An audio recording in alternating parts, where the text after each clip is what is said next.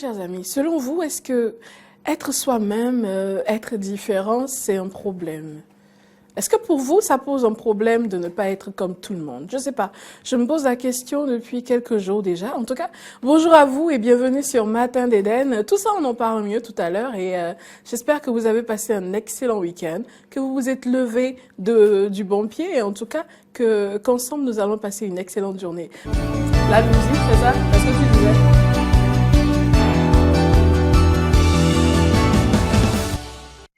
Mesdames, Messieurs, merci d'avoir pris ce rendez-vous de l'information. Vous le savez, depuis quelques jours, l'harmattan sévit dans la ville de Cotonou et environ. Comment les habitants de cette ville vivent-ils ce temps ce vent plutôt qui souffre dans le sud Bénin en début d'année?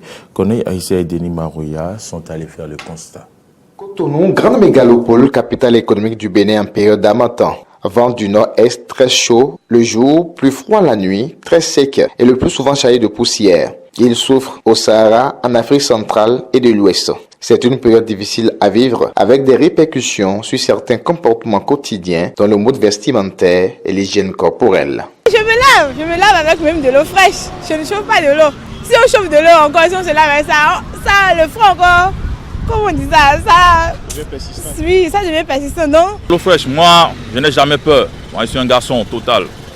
Moi, je me lâche à l'eau, je me lave à l'eau fraîche. C'est ça, moi, je prends. Pour d'autres, ils peuvent attendre, peut-être à midi comme ça. Mais pour ceux qui vont à l'école et ceux qui vont au boulot, le matin, l'eau tiède, chauffer un peu d'eau, ça peut passer. En 2 ou 3 jours, en début de cette année, le phénomène est devenu plus remarquable avec une fraîcheur intense. On a été surpris cette semaine que l'harmattan de cette année a pris une vitesse supérieure. Comme au nord, moi je suis resté au nord, j'ai vu, je sais comment l'harmattan commence à battre son plein, quoi. Donc c'est pareil. Ça fait plus de 15 ans que moi j'ai senti l'harmattan comme ça. Plus de 15 ans que j'ai senti comme ça. Mais on attend au Mali, Niger, mais au Bénin, ça fait plusieurs années que ça ne vient pas comme ça. Et ces constats liés au passage de l'harmattan cette année à Cotonou pourraient s'expliquer par une simple variabilité du climat ou une manifestation du réchauffement climatique. Ce vent chargé de poussière et de fraîcheur peut être également cause de plusieurs maladies. Des dispositions doivent être prises alors pour une meilleure adaptation au passage de l'harmattan. Quelles dispositions faut-il alors prendre pour mieux supporter cette période d'harmattan qui n'est pas facile à vivre pour enfants, jeunes et adultes dans le sud du Bénin? Et cette question a été posée à certains citoyens de la ville de Cotonou. Nous allons porter le pull vert de par-dessus. Donc nous conseillons aussi aux enfants, aux femmes de faire de la sorte. Prenez soin des enfants. Prenez soin des enfants, il faut bien les embouler. Vous voyez, c'est tout. Il ne faut pas les laisser dehors et voilà. Et puis de l'eau chaude, hein, à la maison, du bon thé. Vous voyez, non, ça détend un peu. Donc voilà. Le matin, l'eau tiède, chauffer un peu d'eau, ça peut passer. Voilà, et éviter la climatisation, le ventilo à cette époque-là, à ce moment-ci. Parlons à présent du mois de janvier, un mois qui paraît long pour certains citoyens, juste après les fêtes de fin d'année. Est-il vraiment le mois le plus long de l'année? Quels sont les facteurs ou les éléments qui favorisent une telle appréhension? Quelques avis ont été recueillis à ce propos. Suivez. Janvier, c'est un mois qui compte 31 jours. A priori, on dirait que c'est un mois long, compte tenu du nombre de jours que compte ce mois. Mais en fait, la réalité, quand on dit que janvier est le mois le plus long, c'est qu'il faut aller un peu en arrière pour voir. Décembre aussi, un mois qui compte aussi 31 jours. Et dans décembre, on fait des dépenses compulsives. Vous allez voir, on achète beaucoup de choses pour la Noël, on achète beaucoup de choses pour la Saint-Sylvestre. Donc, on dépense déjà le salaire du mois de décembre. On finit ça avant que janvier n'arrive. Et donc, en janvier, on commence à compter des jours. On ne commence pas à se dire qu'il faut que ça se termine vite pour qu'on prenne un autre salaire. Je pense que le mois de janvier n'est pas si long parce que quand nous prenons les autres mois de l'année, le mois de janvier termine au même moment ou au même niveau que les autres mois de l'année. Et puis ceux qui pensent que le mois de janvier est le plus long, moi je peux justifier cela. Je peux vous dire que c'est parce que peut-être ceux-là, ils épuisent tout ce qu'ils ont comme ressources au début de l'année. Et puis quand on bousille tout ce que l'on a comme ressources, vous voyez, il y a d'autres qui sont pressés. Comment faire pour entamer l'autre mois, pour pouvoir rentrer peut-être en possession des salaires. Donc c'est pour cela, ils trouvent que le mois de janvier est le mois le plus long. À mon humble avis, le mois de janvier n'est pas si long. Effectivement, le mois de janvier, c'est le tout premier mois de toute année. L'année 2020 doit s'annoncer à travers le mois de janvier qui compte 5 semaines.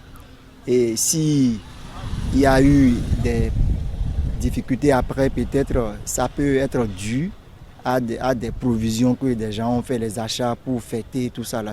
Oui, c'est le mois le plus long de l'année, comme aussi décembre et aussi d'autres mois quand même. Mais quand on dit janvier, tout individu, toute personne, c'est-à-dire peut déjà comprendre que c'est le début d'une nouvelle année. Donc on doit se préparer et on doit sentir comment l'année serait bonne à travers ce mois.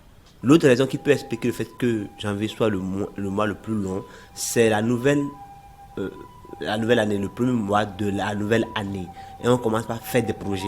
Et on attend que ces projets commencent par se réaliser. Malheureusement, c'est 31 jours, ça ne va pas dépasser 31 jours. Donc, ça va pas diminuer aussi des 31 jours. On commence pas à égrener les jours pensant que les projets vont se réaliser alors que le projet doit faire un cycle, doit mûrir pendant un nombre de temps. Donc, on commence pas à compter, on voit que les projets ne se réalisent pas et on est impatient. L'autre chose que je n'ai pas pu vous dire, c'est dire pendant la période de la matin, le soleil se lève un peu tôt et se couche un peu tard. Bon, si c'est en Europe, c'est un peu l'hiver. Donc, en parle de 22 ou 23, vous voyez que le soleil se lève un peu tôt et se couche tard. Et ça, c'est une période. Ça commence de décembre jusqu'en fin janvier. Et quand vous êtes dans janvier, on commence pas à se dire, mais, il faut que ce soit là. Il faut que le lendemain arrive. On est impatient de voir les jours filer. Malheureusement, ça ne vient pas. On attend que ça finisse vite. Autre information, avant de boucler ce bulletin d'information, le journaliste d'investigation béninois Yans Sossou a été condamné, vous le savez, le mardi 24 décembre 2019 à une peine de 18 mois de prison et une amende de 200 000 francs CFA pour des publications sur les réseaux sociaux. Et puis, face à cette condamnation, des confrères ont lancé une pétition pour sa libération. Quelle est la portée de cette pétition? Élément de réponse dans ces propos recueillis par Aïssi Setien et Damien Pedro. Les acteurs des médias veulent quand même exercer sur non seulement le plaignant, le procureur qui est aujourd'hui donc le plaignant, qui s'est senti donc offensé, qui estime qu'il a été victime d'une détresse émotionnelle, mais également pour renvoyer donc à l'institution judiciaire la portée de l'acte d'incarcération qui a été donc décidé vis-à-vis du confrère. Mais je pense que à la fin, puisque l'avocat du confrère devra relever appel, donc la cour d'appel va trancher le dossier, et comme le processus est toujours en cours, le confrère aujourd'hui séjourne en prison, attendant certainement l'étape donc de la cour d'appel.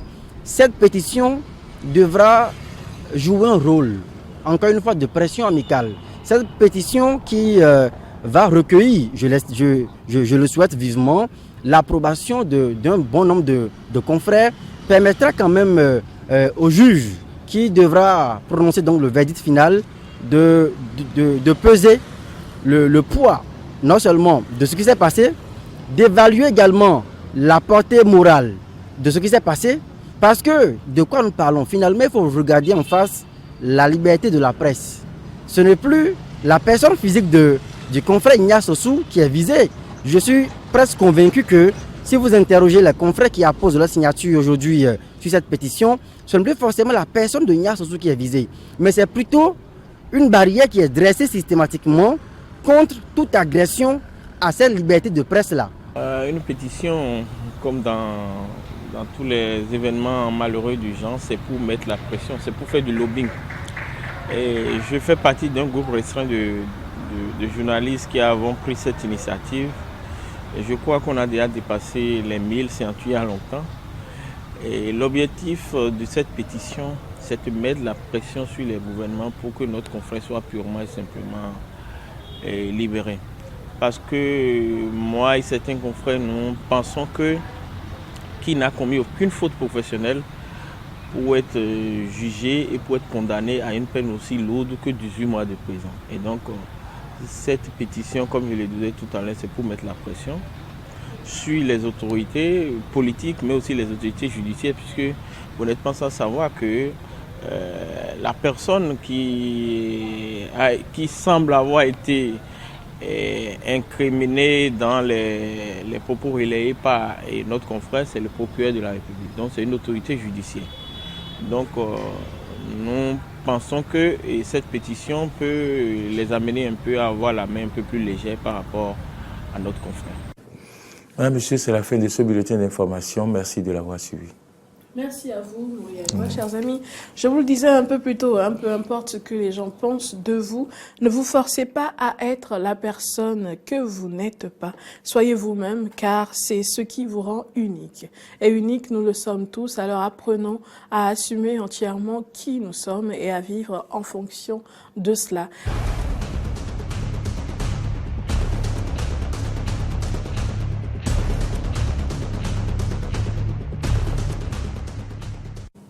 Mesdames, Messieurs, merci d'avoir pris ce rendez-vous de la revue des titres. Nous ne démarrons pas la nation qui, en manchette, titre Ministère des Affaires étrangères, les défis de la diplomatie béninoise en 2020.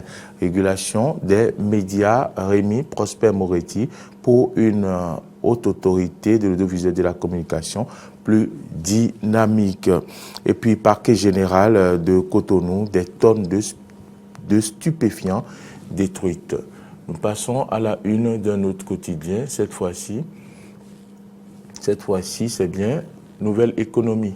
Nouvelle économie qui s'affiche et qui en manchette titre escroquerie financière, un abus bancaire à la BOA Bénin. Escroquerie financière, un abus bancaire à la BOA Bénin. Budget 2020, cadre de vie, deuxième plus grand investissement de 2020, deuxième plus grand investissement de 2020 chez José Tonato. Voilà ce qu'on peut retenir avant que le Béninois libéré ne s'affiche. Adhésion massive des USL et UP au BR dans le Mono Koufo, à Javon, Plumé, à l'eau chaude. ABT a présidé la cérémonie, le leadership de Badamassi salué, Bangba, l'eau chaude qui a servi au plumage. Adambi a chauffé l'eau. Titre aujourd'hui, le Béninois libéré et simplification des procédures de paiement des taxes à la DGI, TVM. Yenoussi opte pour le mobile money. Voilà ce qu'on retient aujourd'hui des titres en ce qui concerne les Béninois libérés. Notre époque, récente visite de Whitney Baird au Bénin, promouvoir le commerce et travailler avec la jeunesse. C'est ce qu'on peut lire aujourd'hui en manchette de notre époque. Et puis Culture Festival international de Porto-Novo, le ministre Jean-Michel Abimbola lance la 4e édition. Plus de précisions à la page 3. Juste après notre époque, s'affiche maintenant un autre quotidien, c'est le grand quotidien, volet éducation du message sur l'état de la nation du président Patrice Talon. Pour la première fois, notre pays a résorbé le déficit d'enseignants dans le primaire. Accident de circulation à Boko, Ndali, une dizaine de morts.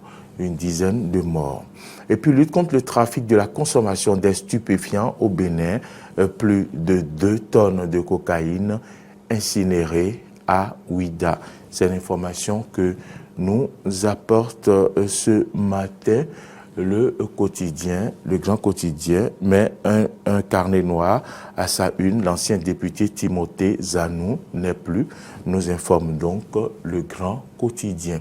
À la une de quotidien Le Matinal, rejet de la demande de mesures provisoires de la Cour africaine des droits de l'homme et des peuples, camouflé pour Lionel Zissou. Le COS Lépi légitimé par la Cour régionale. Fête de l'Épiphanie, c'était bien ce dimanche, Talon communie avec Porte-Novo. Nous passons à présent à la une du quotidien Le Challenge. Message de détermination du président Talon à l'orée du Nouvel An, avec un peu de sérieux et de rigueur, nous pouvons faire de notre pays une référence, dit le président Talon dans son message. Et puis, grand intérêt du chef de l'État pour le sport, Talon soutient la campagne africaine des clubs béninois. Esaïe reçoit un grand appui logistique du gouvernement. Voilà ce qu'on retient de ce quotidien, Le Challenge. Nous passons à présent à la une du quotidien, la presse du jour. La presse du jour, voilà. Enjeu de 2020, Talon très optimiste, exhorte aux principes et aux vertus de développement. Relation du Bénin avec les autres pays du monde, la diplomatie béninoise vit mieux depuis 2016, titre aujourd'hui la presse du jour. Effort pour la disponibilité en ressources énergétiques au Bénin, l'énergie électrique, ce sang qui coule dans les veines des Béninois. Voilà ce qu'on retient aujourd'hui de la presse du jour avant que le quotidien, l'événement précis, ne s'affiche. L'événement précis, vœux de Nouvel An, voici ce que les Béninois attendent de Talon en 2020. Le chef de l'État appelle à l'union sacrée autour du Bénin. L'Assemblée continuera à jouer sa partition pour le mieux-être de tous, rassure Louis Vlavonou. Gouvernance à l'ère du nouveau départ, une année marquée par la bonne santé des finances publiques. Des avancées remarquables dans tous les secteurs d'activité en 2019, nous informe aujourd'hui l'événement précis qui s'intéresse également à la réflexion sur la fête du Vaudou et écrit l'UAC, l'Université d'Abo-Mekalavi accueille la conférence sur les religions endogènes le jeudi prochain. Donc, réflexion sur la fête du Vaudou, l'UAC accueille la conférence sur les religions endogènes le jeudi prochain. Alors, à la une du quotidien, Dynamisme Info, série de décisions rendues en faveur de l'État béninois, la preuve que la Cour africaine des droits de l'homme et des peuples n'a d'amis que le droit. À Javon, celui qui devra être maintenant rétabli dans ses droits. Demande de libération et d'abandon de charges contre le journaliste Ignace Sossou. Et si le Bénin s'exécutait pour esquiver son déclassement par Reporters sans frontières. C'est ce qu'on retient aujourd'hui de Dynamisme Info. S'affiche à présent la dépêche État des droits et libertés au Bénin depuis 2016, le grand recul. Le grand recul, c'est à la une du quotidien, la dépêche Bénin présidentielle 2021, le parti Foscori pour un Bénin émergent aura un candidat, assure Valentin Djenostin. On passe à la une du quotidien. L'Écho Info, Paul Rompet, Théophile Yarou et compagnie ont franchi le Rubicon. Ils veulent avoir les privilèges du pouvoir sans renoncer aux parts d'opposition. C'est ce qu'écrit aujourd'hui le quotidien. Il faut le dire, Patrice Talon exploite à fond cette situation confuse. Fred Huenou lance un appel à la jeunesse. L'année 2020 s'annonce comme porteuse d'espérance. Saisissons-la ensemble.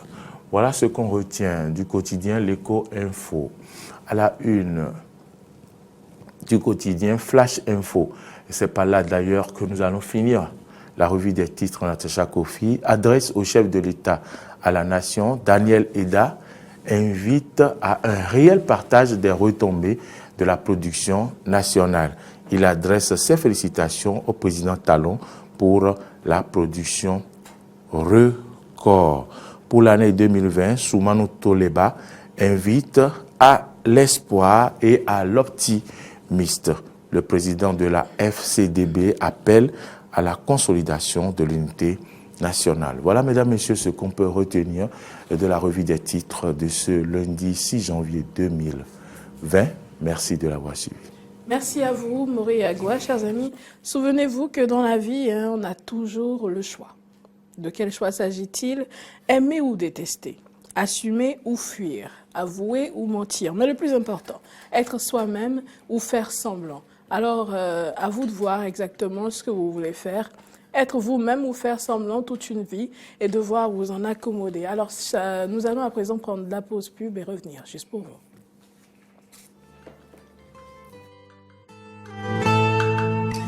Coulisses d'un tube. Carnot Rungbele Rentor vous amène à la découverte d'une chanson devenue un tube. Il y a de ces hommes-là qui n'aiment pas la chanson et tout. Il m'a dit, ces hommes-là, ce sont des irresponsables. Et j'étais fière de moi-même d'abord. Les Béninois, tout comme moi, ont envie de connaître les coulisses de votre chanson Assia. Assia, ça parle de moi-même. C'est mon destin, au fait. Je veux être celle qui va tourner le clip avec toi. Et quelle était ta réaction? Quand elle a dit ça, j'étais étonnée. Je me disais qu'elle n'était pas capable de le faire. Elle était affaiblie. Coulisses d'un tube, ce sont des tenses moments de divertissement. Si tata nous borangaho. Ya salude a ma ple. Nyemurwa nedera ipo. Didon bien noué, anando jikaka. Bona wadoube, adjivi tweton. Maman, oui wanoué, ndoku noué, doadjia. Coulisses d'un tube, c'est à suivre sur Eden TV.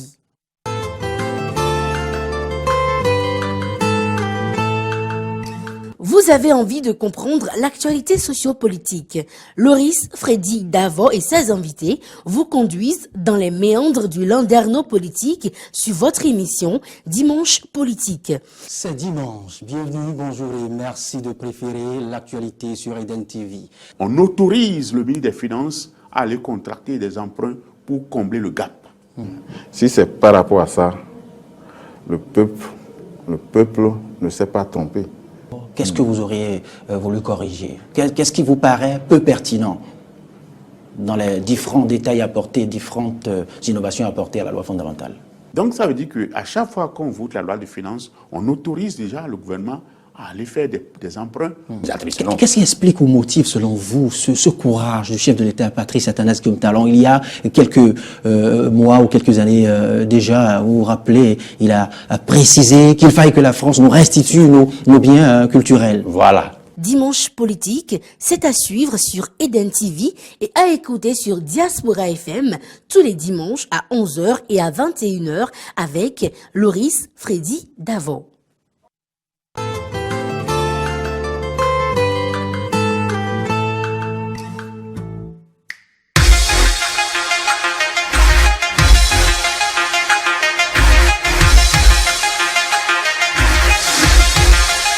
Décryptage, c'est votre tribune pour mieux comprendre un pan de l'actualité nationale. Décryptage, c'est tous les mardis et jeudis à 19h. Décryptage, c'est à suivre sur Eden Télévision et Diaspora FM.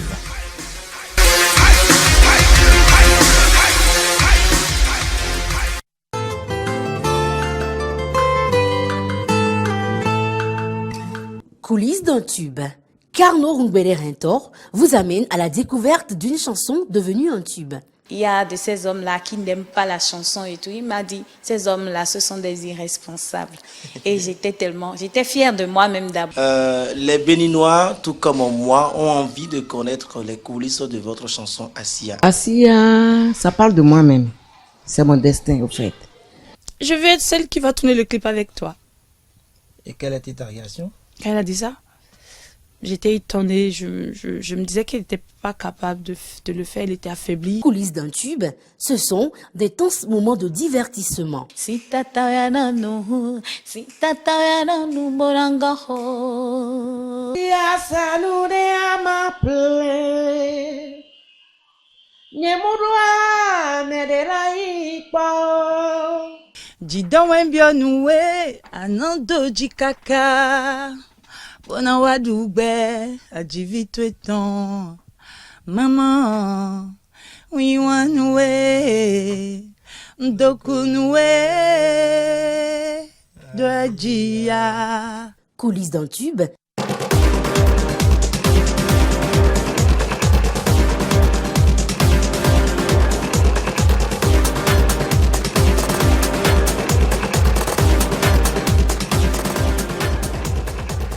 Eh bien voilà, chers amis, hein, vous êtes des êtres uniques et vous êtes magnifiques tels que vous êtes. Alors, pourquoi ne pas s'accepter et s'assumer simplement? Il y en a un, je crois que c'est un ou une béninoise, en tout cas un de nos compatriotes, qui a chanté, c'est H2O, je crois, hein, si je ne m'abuse, Cho-Cho, voilà. Ça devrait être le mot d'ordre cette année, hein, tellement je m'assume eh bien, que si quelqu'un a du mal avec ça, Cho-Cho, simplement. Alors, Testani Koudéon est en place. Bonjour Tess et bienvenue. Bonjour.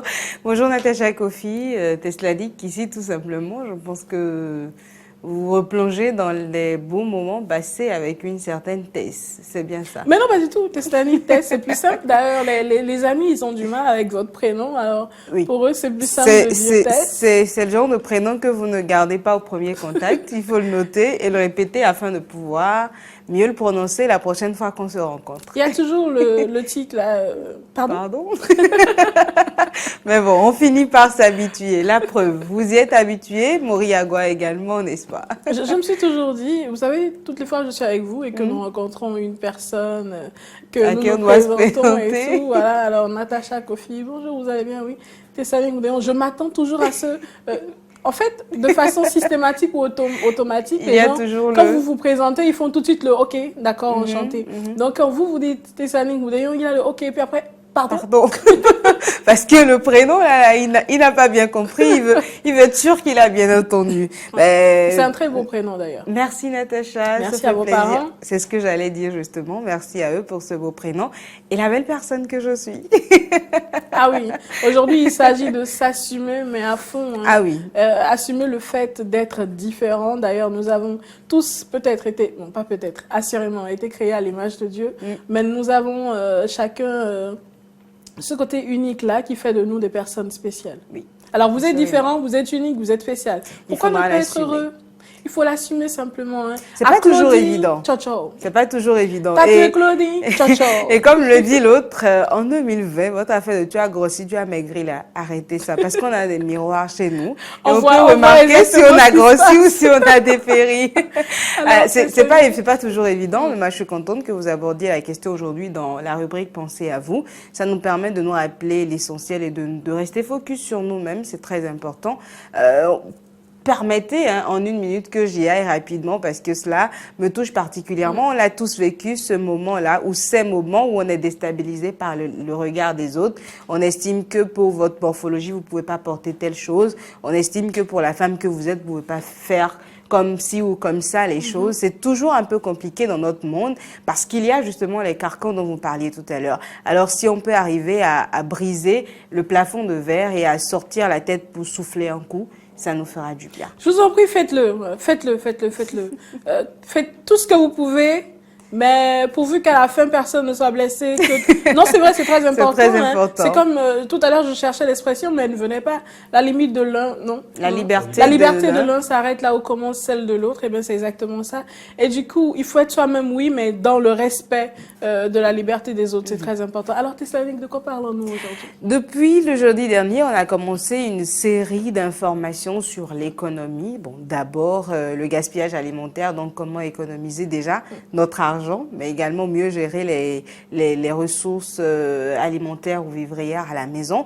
Le vendredi, nous avons parlé de l'eau. Comment est-ce qu'on pouvait économiser l'eau? Oui. Alors, j'ai jugé opportun et utile de nous parler de comment est-ce qu'on peut économiser l'énergie électrique également, parce que c'est l'autre ressource très importante que nous avons chez nous à la maison, l'énergie électrique. Et de plus en plus, ça coûte cher.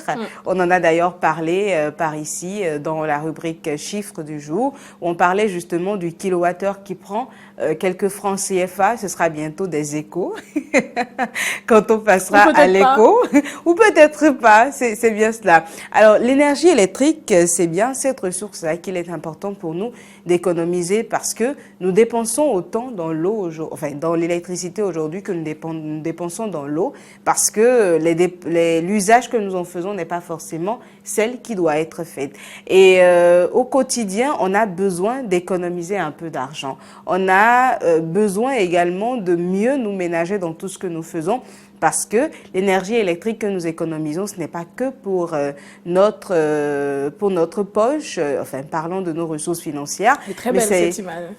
Ah oui, cette ampoule-là qui se prend pour un homme, c'est la personne qui l'a dessinée qui est très ingénieuse. L'autre aspect de la chose, c'est bien l'avantage environnemental que nous avons quand on économise l'énergie électrique. Et au quotidien, il y a juste de petits comportements, de petites choses que nous pouvons faire et qui nous permettront tout simplement de payer moins pour la facture d'électricité ou de recharger moins notre compteur si nous avons un compteur à carte. C'est très important. Alors, qu'est-ce qu'il faut déjà commencer par faire? Le premier point que j'ai noté pour vous, c'est bien la qualité des appareils électroménagers et multimédia que vous achetez. Dès que nous aménageons, tout de suite, il nous faut prendre une télévision, il nous faut prendre, je sais pas, une moulinette, il nous faut prendre quoi d'autre? Aujourd'hui, un réfrigérateur ou un congélateur, ça dépend.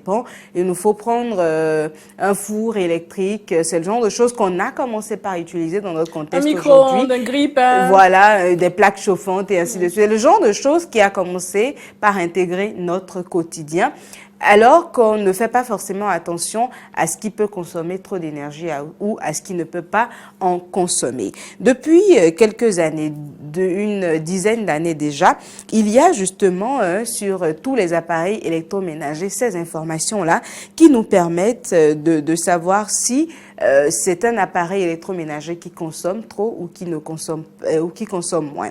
Il s'agit de l'étiquette économie d'énergie. Donc, en allant acheter un appareil électroménager, vous devez faire attention à l'étiquette d'économie d'énergie, parce que c'est cette étiquette-là qui vous permet de savoir si c'est un appareil qui va trop vous consommer de l'énergie ou ne pas trop en consommer. Et cet appareil-là est numéroté, ou je vais le dire comme ça, numéroté de A à D. Quand c'est une toute petite plaque qui reste un peu collée au carton de l'appareil que vous allez acheter, une toute petite étiquette. Quand c'est mis A, vous voyez qu'elle est verte. Alors c'est que cet appareil-là consomme, voilà, c'est ce que nous avons en dessous pour les personnes qui sont à la télévision, de cette prise, enfin, bout de prise, je vais dire ça comme ça. Vous voyez A++, ça c'est ce qui consomme le moins, qui est au début. Après on a le A avec 3+ au premier niveau, le A avec 2+, le A avec 1+, et ça évolue jusqu'au D. Quand c'est un appareil avec le D, c'est totalement rouge. C'est le type d'appareil que vous ne devez pas acheter, parce que dès que vous le branchez, vous pouvez? Je peux vous le traduire. Lequel, ça? Mon frère, toutes tes économies vont y passer. C'est le genre d'appareil que vous branchez et après vous pouvez aller vous asseoir devant le compteur pour prendre de l'air, parce que ça tourne vraiment très bien. Vous avez l'impression d'être devant un ventilo, quoi. Ça me rappelle un compteur il n'y a pas si longtemps que ça. Ah oui, c'est le genre de compteur que personne n'a envie d'avoir, parce que ce compteur, il tourne vraiment à vive allure, quoi. Vous-même, vous avez peur quand vous regardez votre compteur, vous vous dites, la SDE va venir dire quoi à la fin du mois? Alors, tout ceci peut passer par la qualité ou par le type d'appareil que vous prenez. Alors, désormais, vous ne le saviez pas auparavant, mais aujourd'hui, vous le savez, ou si vous le saviez, c'est une piqûre de rappel aujourd'hui, vous devez faire attention toutes les fois que vous allez acheter un appareil à cette étiquette-là qui vous permet de voir si c'est un appareil qui consomme moins ou qui consomme plus. Alors avec le A et les 3+, ou les 4+, c'est un appareil qui consomme pas du tout. Vous êtes sûr d'être dans l'économie d'énergie à fond avec cet appareil-là. C'est la plupart du temps avec les appareils électroménagers. Donc, la moulinette, le micro-ondes, le four électrique et ainsi de suite. Le grille-pain. Le grille-pain, c'est très important pour vous. En fait, je l'ai vu il n'y a pas si longtemps que ça et j'ai salué. Ah, d'accord. Et tout ce qui va avec. Il y a même des cuisinières électriques aujourd'hui, donc tous les types d'appareils électroménagers que vous allez acheter au jour d'aujourd'hui, puisque vous le savez, ou si vous le saviez déjà et vous le faites un peu plus attention, vous devez veiller à l'étiquette d'économie d'énergie. L'autre chose qui consomme énormément chez nous, c'est l'éclairage. Oui. On a des ampoules un peu partout dans la chambre, toutes les chambres, la cuisine, le salon, la douche. On éclaire un peu, enfin, toutes les pièces de la maison. Alors, quel est le type de lampe que vous devez acheter? Une question. Lui, il éclaire la lampe avec son corps? Oui, il y a des lampes comme ça aujourd'hui. Et avec quand vous les touchez, oui, il y a des lampes aujourd'hui, quand vous les touchez juste, elles peuvent s'allumer. C'est la chaleur que produit notre organisme. Je ne me rappelle pas très bien c'est quoi l'explication derrière, parce que j'étais étonnée aussi la fois où un vendeur me l'a montré. Et il m'a dit, en cas de coupure d'électricité, dès que tu mets ton doigt, tu as ton ampoule qui peut éclairer toute la chambre. Mais après, je ne l'ai pas acheté. Voilà. Je l'ai pas acheté parce que j'ai trouvé que c'était trop fastidieux, quoi. Je dois tout le temps. Et il y avait même une autre lampe que vous pouvez mettre dans de l'eau. À mon bras, peut-être. Dans de l'eau, carrément. Oui, dans de l'eau. Il y avait deux types qu'il m'avait montré. Vous faites ça chez moi? Ma mère, elle vous dit, ah, il est trop cuté. Attendez, l'ampoule qui n'est même pas connectée à une source d'électricité. Non, mais attendez, nous avons tous des parents, on sait comment ils réalisent nos parents. Dès lors que vous faites semblant d'apporter ne serait-ce qu'un verre d'eau dans la chambre, pendant qu'il y a, je sais pas moi, vous le posez juste en dessous de la lampe dans la chambre, vous faites, déplace-moi ça. Maman, qu'est-ce que tu as? Déplace-moi ça, je veux pas de problème, vous dites, Ah, nos chers parents, ils sont adorables tout simplement. Alors, on parlait justement de l'éclairage. Les lampes classiques sont celles-là qui sont à incandescence et qui consomment énormément d'énergie électrique. On les reconnaît souvent à leur forme. Aujourd'hui, on a d'autres types d'ampoules qui sont des LED. Alors, on doit préconiser les ampoules LED que, enfin, je peux pas vous dire exactement, voilà, leur forme et tout, mais quand vous allez dans une boutique pour vous en procurer, vous demandez des ampoules LED, on pourra vous donner ces ampoules-là qui coûtent un peu plus cher que les lampes classiques, mais qui vous permettent d'économiser beaucoup d'énergie électrique. Je vous promets, c'est un investissement à faire. Ah oui, et vous êtes sûr de les garder pour un bon moment. Vous consommez moins, alors vous êtes assurément dans de l'économie d'énergie électrique. C'est très important. Financière aussi. Oui. En fait, ça, c'est la chose la plus importante dans le système en lui-même. Alors, l'autre chose, ce sont les appareils multimédia, notamment la télévision, le home cinéma, le woofer, quoi d'autre, votre ordinateur et ainsi de suite.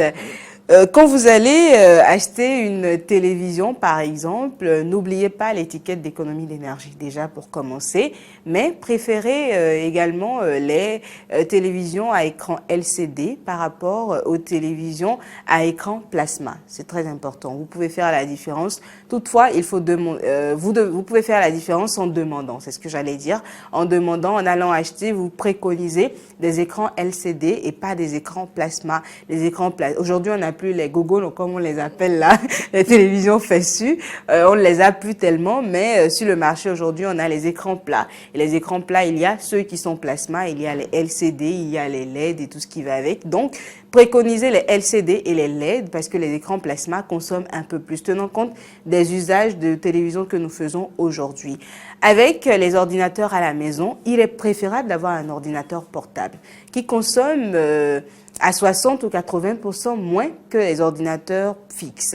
Ceux qui sont fixes, qu'on le veuille ou pas, sont branchés toute la journée. C'est vrai que vous les allumez pas, mais ils consomment tout de même. Alors, préconisez un ordinateur portable que vous pouvez charger, l'utiliser pendant un moment si tant est que la batterie est toujours en bon état. Quoique, même quand la batterie n'est pas en bon état, un ordinateur portable consomme beaucoup moins qu'un ordinateur de bureau que vous installez de façon fixe. Maintenant, on va parler des petits comportements que nous devons adopter au quotidien. À la maison, avec tous nos appareils, il faut les éteindre et pas les laisser en veille. C'est très important. La télévision, non plus, quand oui, on les bon, utilise pas. voilà, c'est l'autre chose. Mais avant, la télévision, par exemple, la plupart du temps, qu'est-ce qu'on fait? On appuie juste sur la télécommande et il y a toujours le bouton rouge qui est allumé. On laisse, on va se coucher. C'est pas forcément bien. L'appareil qui n'est pas éteint et qui est en stand-by continue de consommer de l'énergie. Alors, la chose à faire, c'est si tous les appareils sont branchés sur une même multiprise, c'est de les éteindre tous avec le bouton d'allumage. Après avoir éteint avec la télécommande, de tous les éteindre, d'éteindre ensuite la multiprise et par mesure de sécurité de débrancher encore la multiprise. Tout ça, c'est pour réduire l'énergie et la consommation d'énergie électrique. Mais en éteignant déjà la multiprise, vous faites déjà beaucoup. Mais bon, si ça ne vous fatigue pas d'aller débrancher et de brancher à chaque fois, vous pouvez également le faire ainsi. Après, nous ne sommes pas maîtres chez vous. Hein, c'est oui, à vous de voir. C'est à vous de voir. Si vous avez beaucoup d'argent à jeter par la fenêtre, pas de problème. Ne vous dérangez pas. Et n'oubliez pas qu'on en a besoin aussi. Donc, partagez avec nous. C'est très important. L'autre chose, c'est d'éteindre les lampes. On oublie parfois, on sort rapidement de la douche, on a oublié, on est pressé, on n'éteint pas la lampe de la douche avant de sortir. Non, ça nous prend moins de 15 à 20 secondes d'éteindre une lampe. Alors, quand vous avez fini de vous doucher, que vous êtes sûr que vous n'irez plus, par exemple, vers le miroir de la douche, parce que c'est ce qui nous y ramène la plupart du temps, vous avez tout fait, le temps de sortir et de fermer la porte de la douche, éteignez. Ça ne vous coûte rien. À la cuisine, quand vous avez fini le soir et tout, après avoir lavé la vaisselle et tout ce qui va avec, éteignez avant d'aller au salon pour passer un petit temps, avant d'aller vous coucher, au risque d'oublier d'éteindre ces lampes-là. Et en sortant de la maison, systématiquement, vous devez éteindre les lampes. Les pièces que vous n'utilisez pas ou dans lesquelles vous n'êtes pas, voilà, dans lesquelles vous n'êtes pas, vous n'avez pas l'obligation d'allumer les lampes dans ces pièces-là. C'est autant de petites choses qui n'ont l'air de rien du tout, mais qui nous aident énormément. Quand vous n'utilisez pas un appareil, débranchez-le, vous le disiez tout à l'heure. La moulinette, par exemple, on l'utilise que quand on veut moudre nos condiments. Voilà. Alors, pourquoi le laisser brancher tout le temps à la cuisine? Vous pouvez le débrancher, le nettoyer et le poser quelque part. Toutes les fois que vous devez l'utiliser, vous le branchez et vous l'utilisez. Je ne sais pas, d'autres appareils qu'on laisse brancher au quotidien, par exemple. Le micro-ondes, voilà. Si vous en utilisez, c'est bien ça. Si vous en utilisez, parce que ce n'est pas encore très ancré dans les habitudes de toutes les familles par ici, mais si vous en utilisez, c'est autant de choses que vous ne devez pas laisser brancher. C'est très important. Alors, n'oubliez pas... Le frigo. Ah oui, voilà, le frigo, c'est le plus important même de la liste que j'étais en train d'oublier.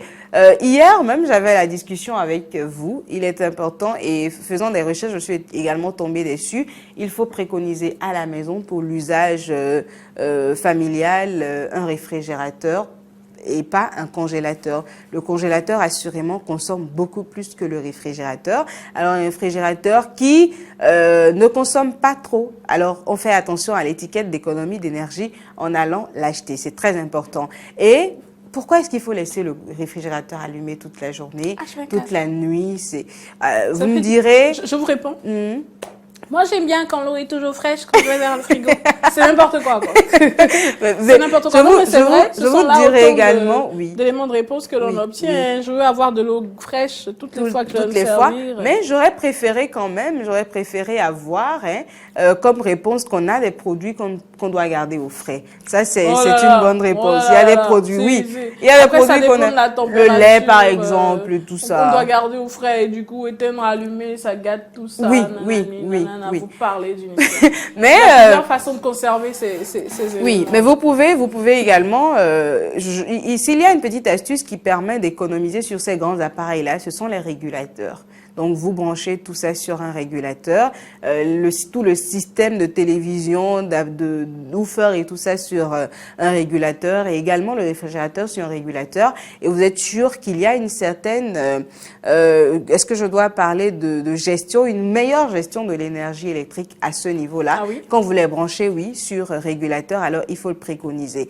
Et voilà, entre autres, je ne sais pas si on a fait le tour, j'ai oublié le réfrigérateur, vous m'avez rappelé. Oui. Voilà, donc, alors, on fait le récap. C'est important de veiller à éteindre toutes les lampes en sortant de la maison, à ne pas laisser les appareils en veille, mais à les éteindre tout simplement et à débrancher au besoin. Ne laissez pas vos chargeurs dans la prise ou dans la multiprise en sortant de la maison, débranchez-les.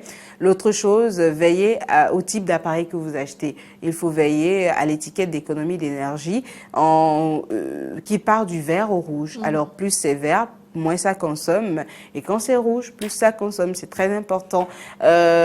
Préconiser pour la télévision un écran LCD, un écran LED par rapport à un écran plasma. Et pour les ampoules, des ampoules LED tout simplement.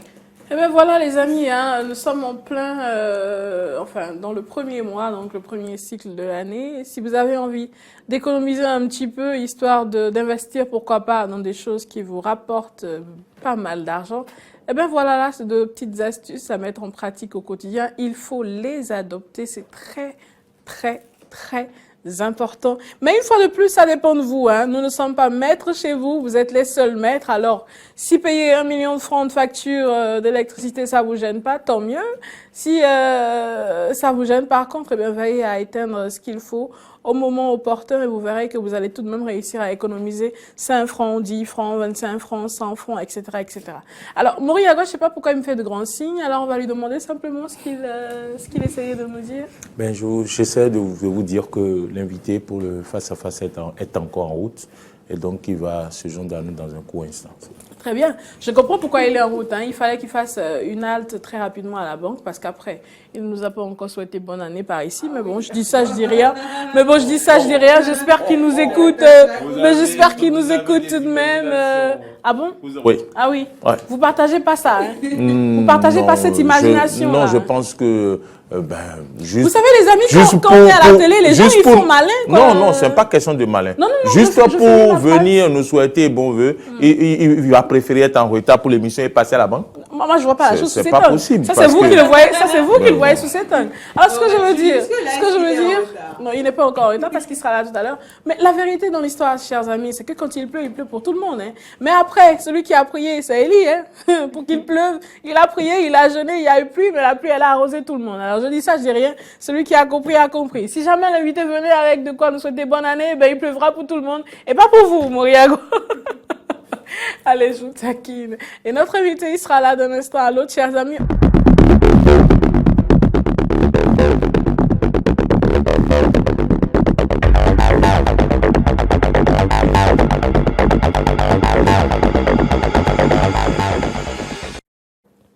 Eh bien, chers amis, nous sommes de retour par ici pour parler justement du chiffre du jour. Nous parlons aujourd'hui du chiffre 2020, je préfère le dire comme ça au lieu de vous dire 2020. Alors, une année charnière selon notre président de la République, Patrice Athanase Talon, une année charnière, c'est de cela que nous parlons donc. Et pour en débattre avec moi par ici sur ce plateau, Tessaline Kondayon, merci à vous d'être là. Merci également à vous, Moriago. Merci à vous, Natacha Kofi. Nous parlons donc d'une année charnière pour Patrice Talon. Qu'est-ce que vous en dites, Moriago? Année charnière, 2020 déjà, je pense quand même que nous sommes à la veille, si on peut le dire, de la fin du mandat du président de la République. Qui déjà a fait des promesses depuis le début de son mandat. Ce qui est déjà intéressant est que tout son programme a été élaboré, donc qu'on a appelé le programme d'action du gouvernement, le PAG, qui est dont plusieurs volets ont été mis en œuvre. Et donc, en ce moment même, on voit que la première phase de l'asphaltage tire à sa fin. Et en 2020, c'est également une année 2020 qui coïncide avec les 60 ans de l'indépendance, l'anniversaire de l'indépendance, de la cession à l'indépendance du Bénin. On voit quand même que du chemin a été fait et donc que le gouvernement en place ne veut pas faire de l'à peu près en ce qui concerne cette célébration. Les préparatifs ont démarré depuis 2 ans environ avec la réfection du boulevard, comment on appelle ça? Le boulevard de l'Indépendance, ce boulevard-là qui se situe derrière la présidence de la République et qui va vers, qui débouche aussi au Grand Carrefour, voilà, en passant par... prenons la voie du port. Oui, la voie du port, voilà, tout à fait. Oui, la voie qui passe aujourd'hui devant Semen City. Semen City, donc ce boulevard-là est en réflexion complètement. Pour ceux qui ne le savent pas, avant l'indépendance, avant la cession à la démocratie en 1990, c'est sur ce boulevard que se faisaient les défilés. En 1990 même, la première fête de l'indépendance qui a été célébrée pour changer le drapeau, j'y étais tout enfant, curieux, c'était sur ce boulevard-là, derrière la présidence, que la fête de l'indépendance a été célébrée.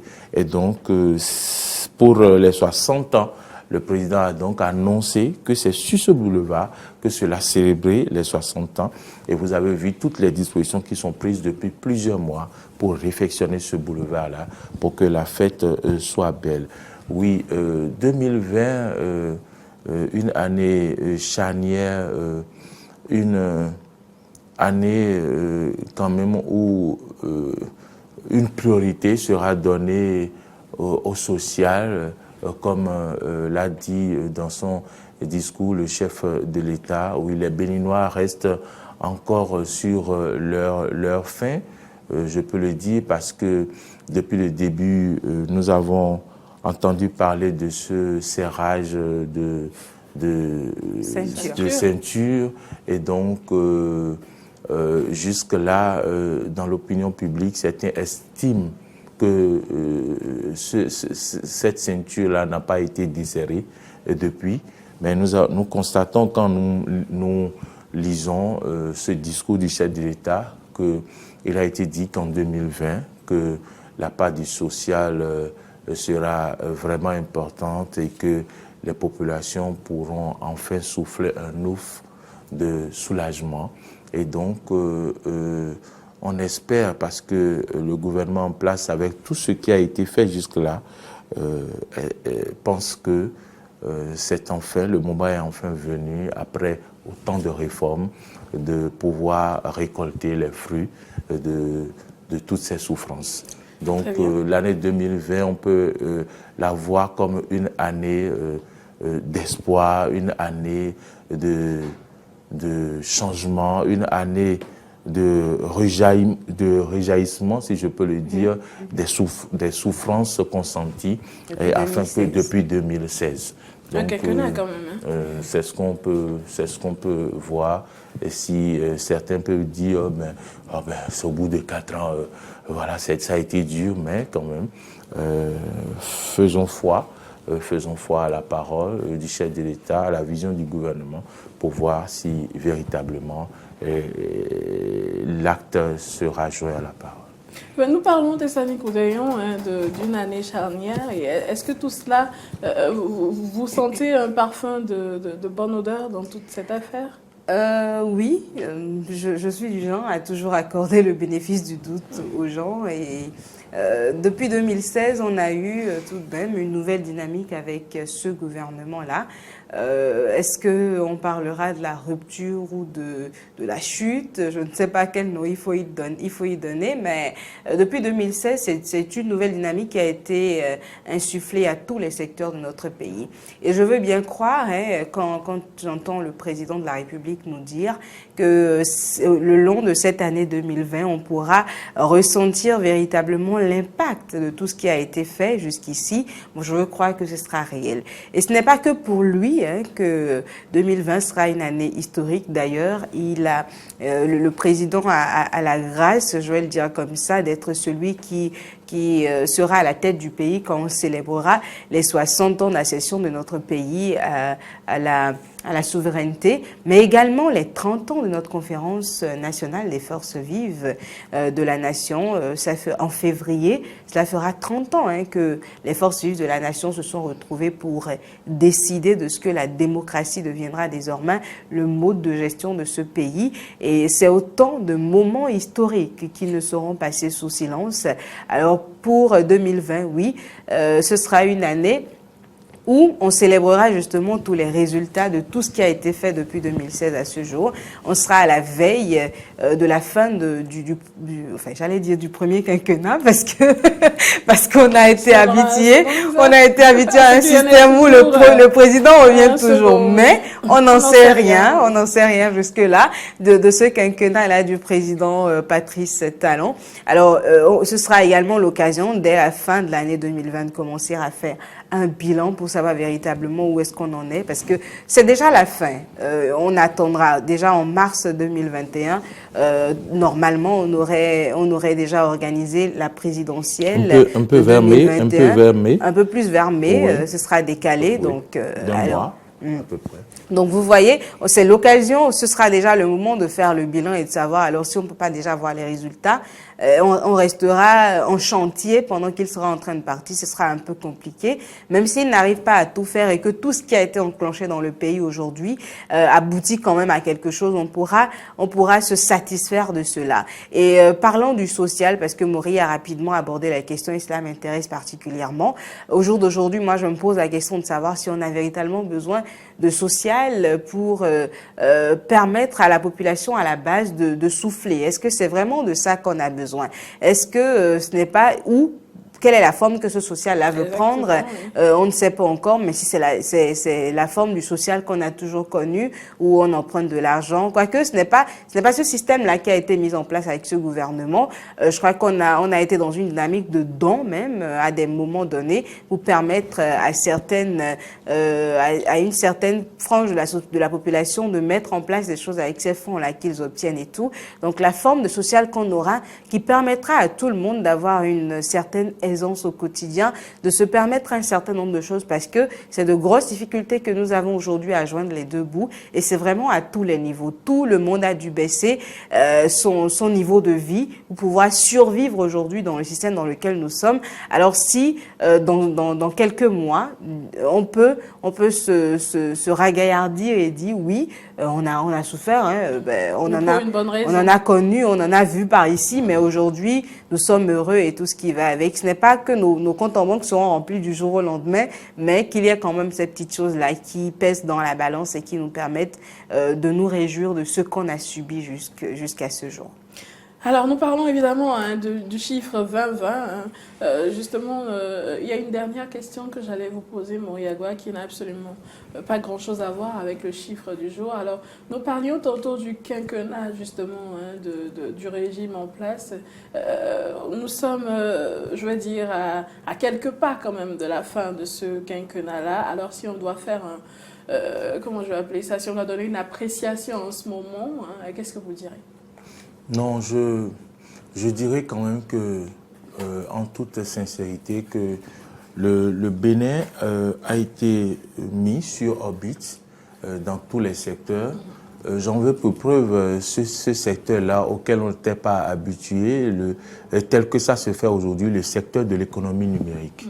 Le secteur de l'économie numérique qui est venu révolutionner les choses et qui d'ailleurs a ouvert les yeux à ces jeunes-là qui sont allés vers le start-up. Les start-up. Et donc, aussi un quinquennat qui est venu montrer ce que c'est que qui est venu montrer que comment vous appelez ça, l'entrepreneuriat. C'est-à-dire que l'on ne doit pas attendre forcément d'être recruté par une entreprise ou d'être recruté par l'État avant d'être autonome. Donc, pour aller à l'autonomie, comme le dit Teslanik. Et donc, c'est aussi au cours de ce quinquennat que nous avons également compris qu'on peut faire les choses autrement. Quand nous prenons le secteur de la santé tel que ça se faisait, où chacun pouvait avoir son cabinet dans une petite rue et tout le monde était infirmier, tout le monde était médecin, les infirmiers étaient des médecins, tout a été régularisé ou régulé parce que on ne peut pas s'amuser avec la vie. Et donc c'est vrai, parfois certaines personnes trouvent que on est allé trop fort et que on est allé même parfois trop loin, mais je pense quand même que la vie n'a pas de prix. Et donc il y a eu tellement de changements qu'aujourd'hui le président de la République même nous dit toujours dans son dernier discours que on pourra donc véritablement être fier à la fin de ce quinquennat, de voir le Bénin se faire compter parmi ces pays mieux considérés, mieux repositionnés sur l'échiquier international. On voit aujourd'hui le taux de croissance, on parle de 7,3% ou plus, et on voit également que le Bénin, quand on prend le domaine du coton, aujourd'hui premier pays qui est, comment dire, producteur de coton, et franchement c'est des exploits. Sans parler de l'ananas, et sans parler qui est sur le marché dans plusieurs plans, juste parce qu'il y a eu du sérieux dans des domaines donnés et on y a cru. Les gouvernants y ont cru, et donc je pense quand même qu'on est sur la bonne voie. Et que si véritablement, comme on le dit, on peut tisser une nouvelle corde à l'ancienne qui va continuer par conduire le pays de cette manière, pourquoi pas, on va y arriver. Vous parlez de tisser la nouvelle corde sur l'ancienne pour continuer à conduire le pays sur cette même lancée. Et ça me fait penser que ça ne se passe pas uniquement au Bénin, je crois, ça se passe pratiquement sous tous les cieux. À la fin du mandat d'un régime, lorsque ce qui doit être fait n'a pas fini d'être fait, lorsque ce n'a pas été conduit jusqu'à la fin, eh bien, qu'est-ce qu'on dit souvent? Permettez-lui de revenir pour finir ce qu'il a commencé. Voilà, simplement. Alors, Teslanik, je vous pose pas la même question parce que tout à l'heure, vous l'aviez clairement expliqué. Alors, merci à vous deux, chers amis. Est-ce qu'on va lui permettre de revenir pour finir? Bon, ça, c'est une question pour un autre jour. Alors, merci à vous, chers amis. Mais il a dit dans son discours, il dit que nous pouvons et nous avons les moyens de faire en sorte que les temps qui arrivent soient ceux du Bénin. Alors, si c'est ceux du Bénin et pas ceux de Patrice Talon, même s'il n'est pas là, on pourra le faire. Mes chers amis, comme je le disais, c'est une question pour notre jour. De toute façon, le quinquennat, il est toujours en cours. Oui. Il n'est pas encore achevé. Par contre, c'est maintenant qu'il faut commencer par vous poser les bonnes questions. Bon, je ne vais pas continuer sur cette lancée, autrement ce serait faire de la politique, alors j'arrête. Nous allons simplement parler humour à présent. J'ai pas mal de blagues à vous raconter, mais aujourd'hui, je me contenterai de vous en raconter une. Alors, si vous rigolez, tant mieux, vous me payez 5 francs à chaque fois que vous vous en souviendrez le long de la journée et que vous allez rigoler. 5 francs comment? Eh bien, en prière. Vous allez demander à Dieu de bénir ces charmantes personnes qui vous ont procuré de la joie en ce jour. Alors, instant humour, tout de suite et maintenant.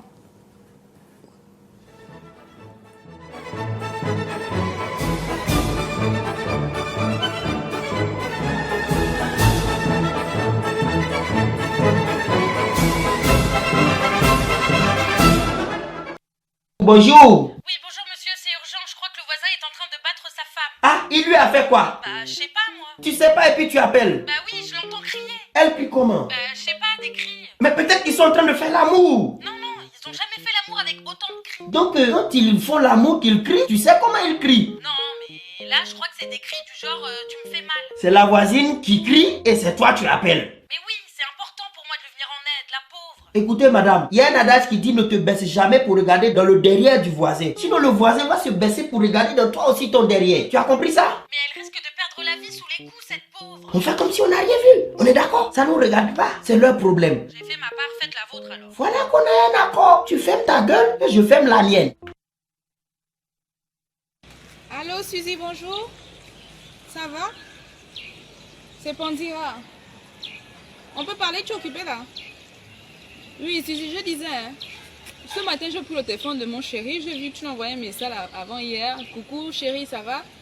Ça a commencé comment? Et Suzy, tu m'écoutes. C'est mon mari, c'est mon gars, c'est pour moi. Je n'ai pas voulu à quelqu'un. Miami, ok? Si tu veux avoir les nouvelles, tu passes par moi. Ok? Je ne permets aucun contact avec mon mari. Mes copines n'ont aucun contact avec mon gars. C'est mort. Tu as compris, non? Je ne veux pas. Tu essaies de me faire du tapis d'eau. Je te dis bien. Je suis en train de te menacer. Je m'en fous de ce que... Oh, je te dis que je m'en fous de ce que tu penses. Je suis en train de te menacer. Si je... tu fermes ta gueule. Je te dis que si tu oses... tu écoutes bien, non? Si tu oses, tu comprends, non? Je te casse les dents. Je te pète un pied. Tu ne t'amuses pas avec mon gars. Tu as compris, non? J'ai souffert pour l'avoir. Tu sais d'où je viens? Pour avoir le gars, là. Donc, si tu t'amuses, je te pète un bras. Je te parle comme je veux. Je ne veux pas ce genre de comportement. Je ne veux pas que tu traînes dans les 5,50 m de mon chéri. C'est pour moi, Mouloumiam. Moi, bébé, et moi. Voilà, tu es libre de penser ça comme tu veux, mais je t'ai averti, hein. Donc, si tu avais des idées d'envoyer des nudes ce soir, tu les bloques. Parce que je gère son téléphone, son Facebook, son Instagram, tout. Mais je gère tout, j'ai les mots de passe. Okay? Donc voilà, alors copinage, amitié. Alors copinage, amitié, oui, mais pas dans les 5,5 m de mon homme. Voilà, c'est tout. Sinon, je te pète un bras. Voilà. Je te casse les dents. Alors, les amis, nous allons... Vous êtes contente? Non, c'est drôle, c'est tout. Ça fait un peu marrer parce qu'on n'a pas souvent le courage de se dire, ben, quand on est entre amis. Mais la vérité, est-ce que c'est une histoire de courage? Non, parce qu'en Afrique, non, mieux, au Bénin, on se parle avec les yeux. Hein. Ben oui, on se parle avec les yeux. Un petit peu trop de compliments à mon chéri, je te regarde, genre, ah ouais. Ouais. Intéressant. Et le comble dans l'affaire, c'est quand la dame, elles se sont vraiment en danger. Tu veux en venir où, là? Non, mais sérieusement, quoi. Du style, vous avez une copine qui tout le temps fait des compliments à votre chéri, pendant que vous ne le faites pas tellement. Alors, vous êtes bien habillé, vous vous sentez bon et tout. Tu veux en venir où, là? et puis, elle dit oui, je te menace, quoi. Et j'assume totalement. Tu prends comme tu veux. Allez, chers amis, à présent, face à face, notre invité, il est là. Oui, il est là. Genre, je parlais de lui tout à l'heure et tout le monde n'était pas content parce que j'ai dit qu'il avait peut-être fait une halte au niveau d'un guichet automatique, j'en sais rien moi, hein, histoire de... On n'a pas eu de Père Noël cette année, nous. Peut-être que ce sera lui notre Père Noël. On n'en sait rien. Toujours est-il qu'il est permis de rêver et nous rêvons par ici le Père Noël après l'heure. Le 25, c'est quand même passé. Déjà au 25. Et on a ah oui, parce que normalement à Noël il neige et comme chez nous il neige pas, au moins il fait froid. On a l'armatane, ce n'est pas l'armato. C'est l'armatane. Allez, chers amis, à présent, hein, le face-à-face, on plante les décors.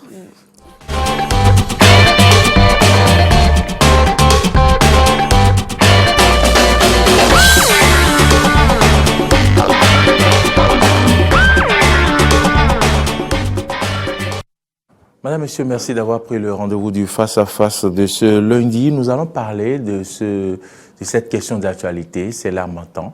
Harmattan, comprendre ce phénomène environnemental. Pour en parler, nous recevons pour vous Boris Polinis-Anator. Il est directeur de la prévision et des équipements météorologiques.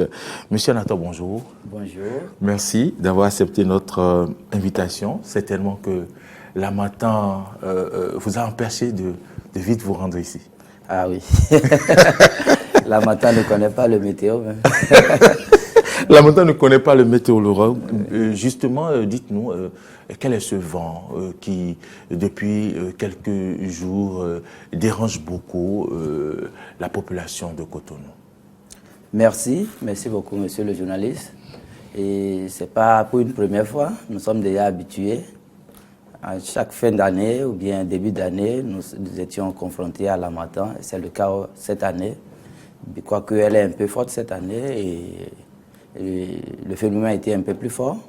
Donc l'harmattan, de façon générale, c'est un vent du nord-est qui souffle, ça vient du Sahara, du désert, qui souffle du nord et ça vient au sud. Et ce vent, sa particularité, c'est qu'il est sec et froid. Donc, il n'y a pas d'humidité. Donc, le vent étant sec et froid, il est souvent chargé de poussière. Donc, c'est ce qui réduit aussi la visibilité. Vous allez constater qu'on ne voit plus loin. Il y a la visibilité qui est réduite. Donc, c'est ça de façon générale, l'harmattan, pour ne pas trop embrouiller dans les détails. Et donc, en tant que prévisionniste, il paraît qu'il est très difficile quand même pour l'aviation ces temps-ci de faire quand même ces prévisions parce que véritablement, ça dérange un peu les appareils volants. Oui, ça dérange les appareils volants. Il y a des situations où on interdit les vols, puisque quand il n'y a pas visibilité, il n'y a pas possibilité de vol. Mais la prévision, ça se fait. Nous le faisons parce qu'à partir des modèles, nous pouvons suivre ces phénomènes. Nous pouvons voir puisque le phénomène, ça vient des phénomènes du vent, le vent qui souffle du nord-est, tel que je vous l'ai dit. Quand ça arrive au niveau du Sahara, ça soulève la poussière, ça soulève le sable, tout ça là mélangé, qui sont restés en suspension, qui réduisent la visibilité. Donc, avec nos modèles, nous suivons l'évolution de ces phénomènes. Et aussi, nous avons les images satellitaires qui nous permettent de détecter et nous suivons pour voir la progression. Dès que le phénomène au niveau de Niamey, par exemple, nous allons voir dans combien de temps à peu près ça peut venir au niveau du Bénin, ou bien quels sont les phénomènes que ça peut engendrer à notre niveau.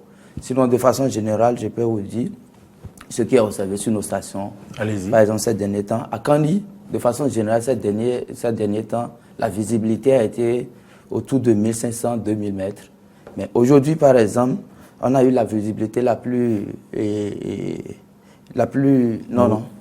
faible observée de façon générale était jusqu'à 800 mètres au niveau de Kandi. Mais aujourd'hui, la situation s'est un peu améliorée à Kandi, mais c'est plus la brume de poussière qu'on a à Kandi aujourd'hui, mais on a la brume humide. Ça, et c'est la seule partie où on a de la brume humide, le reste c'est la brume de poussière. Donc à Nati Tengou, la visibilité tourne autour de 3 km. 3 km. Ça veut dire que quand vous parlez de la visibilité, c'est que vous ne pouvez pas voir. Au-delà de 3 km. Au-delà de 3 km. Oui, mais la plus faible, aujourd'hui on a reçu la plus faible possible au niveau de Nati Tengou, c'est 1500 mètres, c'est-à-dire 1,5 km. Tel que je vous l'ai dit, c'est de la brume de poussière. Et le cas le plus ahurissant, c'est au niveau de Parakou, où ces derniers temps, il tourne autour de 200-300 mètres. Wow. Aujourd'hui, encore, c'est 200 mètres. Wow. C'est la visibilité la plus faible. À Savet, idem, c'est un peu moins ahurissant que Parakou, mais c'est aussi vraiment aussi faible. Il tourne de façon générale entre 900 et 1500 et 1200 mètres. Et aujourd'hui, par exemple, ils ont aussi la plus faible. Aujourd'hui, comme la journée d'aujourd'hui, on a de façon générale des situations beaucoup plus faibles. Plus faibles, oui. Oui. Donc là-bas, aujourd'hui, à 0 heure, la visibilité était même de 500 mètres. Hein. Mais dans la journée de ce matin... Ça s'améliore un peu avec la... Ça s'est amélioré, c'est autour de 900 mètres. À Boycon, c'est un phénomène dégressif. Donc, le premier, ils étaient à 7. Le 2, ils sont venus à 6. Le 3, ils sont venus à 4. Et le 5, hier, ils étaient à 1 km. Ça veut dire que ça s'intensifie Ça s'intensifie, mais ça a commencé à s'améliorer ce matin, parce que ce matin, c'est passé à 2. D'accord. C'est passé à 2 km. À Cotonou, chez nous ici, ça tourne autour de 2 à 4 km. Merci. Donc ce matin, on a eu 2,5 km. Et ce qui nous étonne est que cette année, on a eu un phénomène inhabituel, des pluies qui n'ont pas respecté forcément les saisons. On a eu beaucoup de pluies pendant des périodes données. Et cette année également, l'harmattan est quand même de façon intense. C'est-à-dire ce froid, cette poussière, elle est intense. Pourquoi autant de particularités cette année? Merci. C'est une année particulière vraiment. En termes de pluie, non, on est resté dans les saisons, mais l'intensité vraiment a été extrême. D'accord. Donc ce que nous observons, c'est des phénomènes météorologiques extrêmes. Mais ils sont dans leur temps, mais la fréquence, pour la pluie, c'était la fréquence.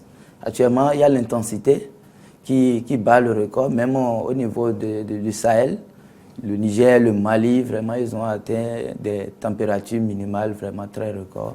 Chez nous, il fait frais aussi, mais comparativement à eux, ça va. Sinon, chez nous, à Kandi, par exemple, on a à 17 degrés ce matin, comme la température minimale.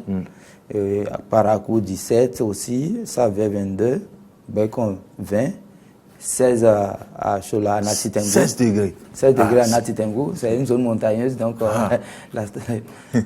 la température a bien chuté encore là-bas, donc il fait beaucoup plus frais aussi, compte tenu de l'orographie. Très frais, hein? Très frais. Mais à Cotonou, on est à 21 degrés. Donc 21 degrés, ce n'est pas habituel, parce que déjà à 24 degrés, on voit déjà les Béninois s'habiller dans des tenues de neige mais si on passe ça c'est vrai. Si on passe à 21 degrés, vous savez ce que ça veut dire à Cotonou, c'est très inhabituel.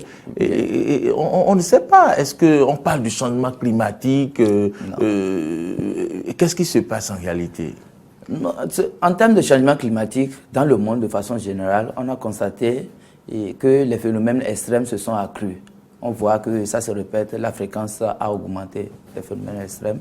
Mais de façon générale, pendant dans la matinée, on a des températures vraiment minimales, vraiment un peu plus basses.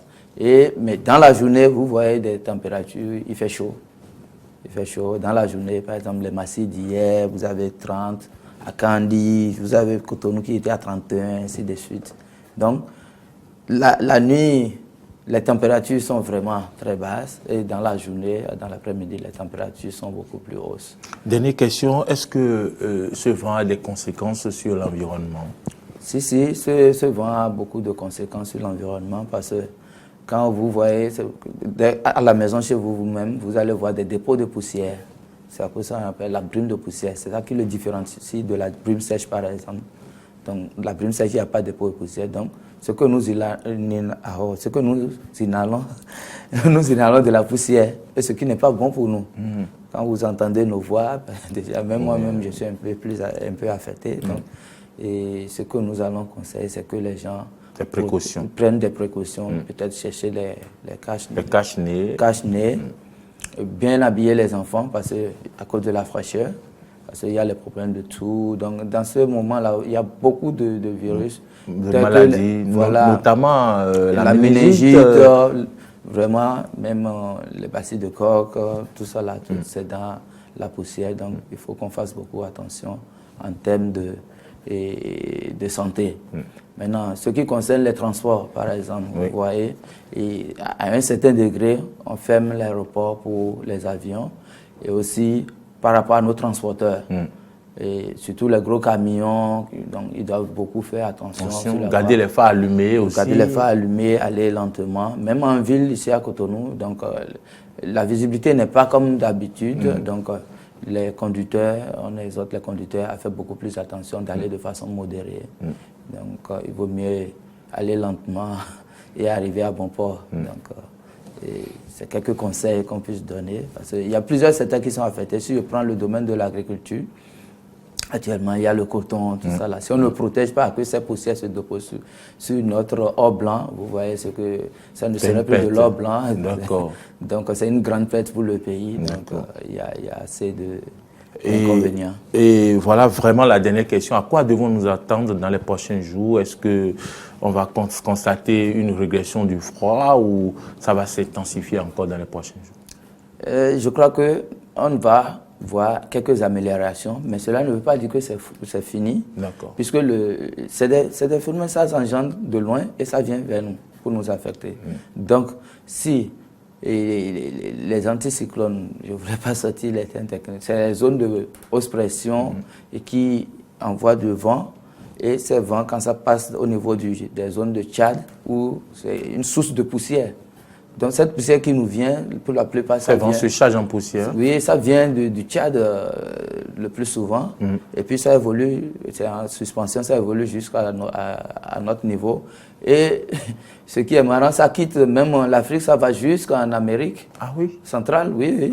Il y a même les dépôts qui sont favorables au sol au niveau de la zone de l'Amazonie. Donc c'est un phénomène vraiment planétaire, ça évolue. d'une région à une autre. Comme quoi la météo n'a pas de frontières. Très bien. J'espère qu'on aura encore le temps de revenir en détail. Vous n'avez pas sorti les thèmes techniques ici. Non, même peut-être les thèmes techniques. Les gens ne vont pas comprendre. Voilà. Bon, ça se voit. Et merci d'être venu quand même pour apporter quelques précisions par rapport à ce vent, l'harmattan, comprendre ce phénomène environnemental. Nous en avons parlé. Pour le faire, nous avons invité pour vous Boris Polinis Anatole, il est directeur de la prévision et des équipements météorologiques. Et merci d'être venu une fois encore. Merci beaucoup. Voilà. Mesdames, Messieurs, merci de nous avoir suivis. Natacha Kofi pour la suite de l'émission.